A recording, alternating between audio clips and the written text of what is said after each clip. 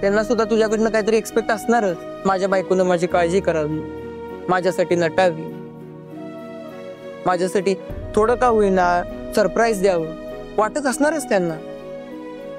मग काय, हे बघ, जगातल्या सगळ्या बॉयफ्रेंड्सना त्यांच्या गर्लफ्रेंड्स कडून, बायकोकडून हीच अपेक्षा असते अगं. आता तू मला सांग, तू ह्या सगळ्यातलं काय काय केलंस? काहीच नाही. तेच तर, इथंच तर घोडा अडतय. हे बघ अगं, तुझ्या ह्या चुकीमुळे ना दाजी तुझ्यावर चिडलेले असणार आहेत, होय की नाही? रीने, मला काही कळत नाही असं वाटतं बे तुला? अगं मग कळतंय तर काहीतरी कर की. अगं पण नेमकं करू काय? हिचं का नाही खरंच अवघड आहे. अगं अगं ए सावे, थांब.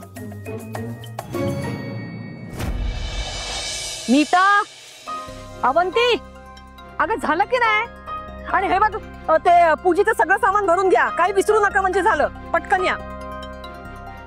आई होतच आलंय सगळं, पूजेचं सगळं भरलंय, प्रसादाचं तेवढं फक्त. काही ना काहीतरी राहतच नाही का तुमचं? काय गडबड आहे? कसली तयारी सुरू आहे? अरे कसली तयारी काय विचारतोयस? दरवर्षी हे सांगायला हवं नाही का? दिवाळीचा पहिला दिवस आहे, गावच्या घरी जाऊन तिकडली साफसफाई करून देवे नको लावायला?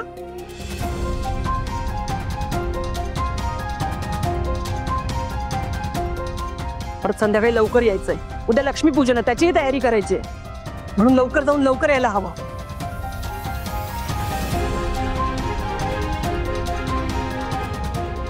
मी खरंच विसरलो. मी एक काम करतो, ड्रायव्हरला गाडी तयार ठेवायला सांगतो, तुम्ही सगळेजण जाऊन या. आलोच. जाऊया म्हणजे? आपण सगळे एकत्र जातोय.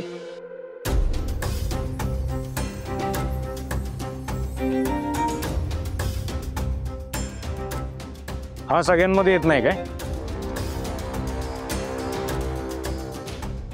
निवांत लॅपटॉप घेऊन बसलाय. भास्कर, नाही काय ना, महत्वाचे 2 प्रोजेक्ट चाललेत आणि त्याच्या फाईल्स मला काही करून दिवाळीच्या आत सबमिट करायच्या आहे. त्यामुळं माझं काही येणं जमणार नाही आणि आईशी तसं माझं बोलणं झालंच आहे. सो तुम्ही जाऊन या. दरवर्षी मी जातोच.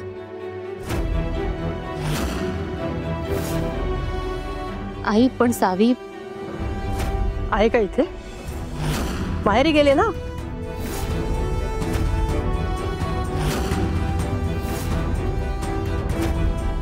पहिली दिवाळी आहे तिची, आता गेले तर राहील 4-5 दिवस. तुम्ही आवरून घ्या पटकन. नाही, ते धैर्य भाऊजी घरात एकटे राहणार ना, म्हणून. तर राहू शकतो की मी वहिनी.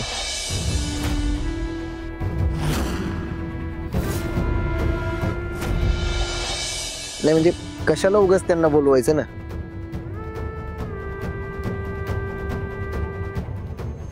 एक तर तुम्हा बायकांना लवकर माहेरी जायला भेटत नाही, आता गेल्याच आहेत त्या, तर येतील की त्यांच्या हिशोबाने. मी करतो माझं मॅनेज.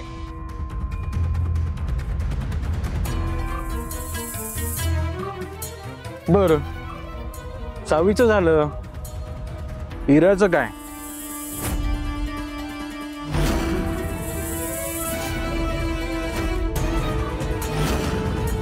हिराचं काय?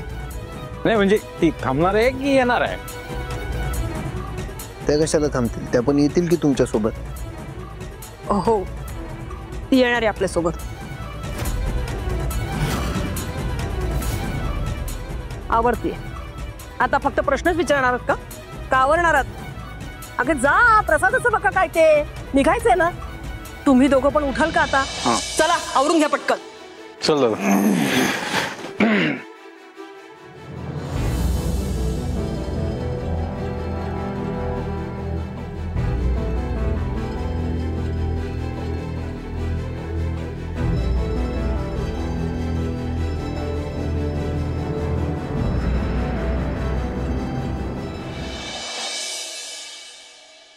बोल की.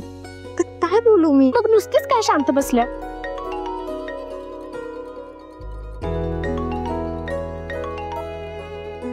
हॅलो. हॅलो सावी, तू परत कधी येणार आहेस? असं काही ठरवलं नाही अजून, पण काय झालं बहिणी? नाही नाही, काही झालं नाही ग. आम्ही सगळे ना आपल्या मूळ गावी चाललोय. तिकडे दिवाळीची साफसफाई करायची आणि दिवाळीचा दिवा पण लावायचा आहे त्यासाठी. आणि तू जर आज यायचं ठरवत असशील ना घरी, तर रात्री उशिराच ये बरं. वहिनी, सगळे म्हणजे धैर्य पण नाही नाही, धैर्य भाऊजी नाही येत आहेत, ते घरीच थांबतायत. मग तर आता घरी यावंच लागते. म्हणजे अहो वहिनी, धैर्यांचा अबोला कसा मिटवायचा याची भन्नाट आयडिया सुचली मला. पण वहिनी, तुम्ही धैर्यांना काय सांगू नका. नाही बाई, मी काय नाही सांगत कोणाला. हा हा, तुझ्याकडे घराची चावी आहे ना आपल्या?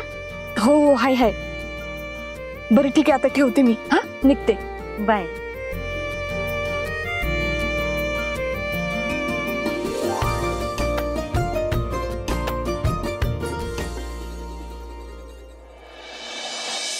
नीता, सावी आणि धैर्य भाऊजी एकमेकांवर किती प्रेम करतात ना ग. म्हणजे आता बघ ना, धैर्य भाऊजींना सरप्राईज देण्यासाठी म्हणून सावी घरी येणार आहे.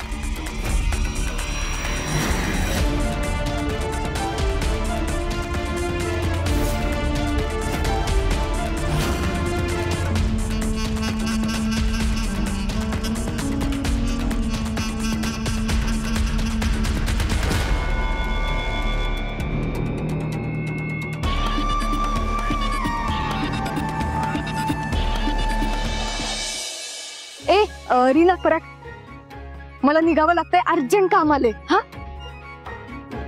अगं कुठं? आई, भाऊ, मला घरी जावं लागतंय, मला लय इम्पॉर्टंट काम आलंय. पराग, ऐक ना, ती बॅग काढून दे ना पटकन. चल चल चल चल, उठ उठ. अगं सावी, एवढंच नाही इम्पॉर्टंट काम आहे. थांबते, आधी बॅग तर भरू दे की मला. हवे. अगं काय म्हणालीस तू आता? तुला तिकडे जायचंय होय? तू म्हणालेलीस ना 2 दिवस राहणार म्हणून, आणि आता लगेच निघालीस होय? आई, अगं खरंच सॉरी, ते ना मला लय इम्पॉर्टंट काम आलंय म्हणून जावं लागतंय.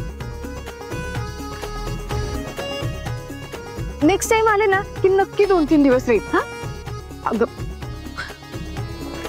काय तू, तुला फराळाचा समजा द्यायचं म्हणून मी करायला पण घेतलं होतं. आता बघा की. इकडं सगळं ठीक आहे ना? काही प्रॉब्लेम तर नाही ना?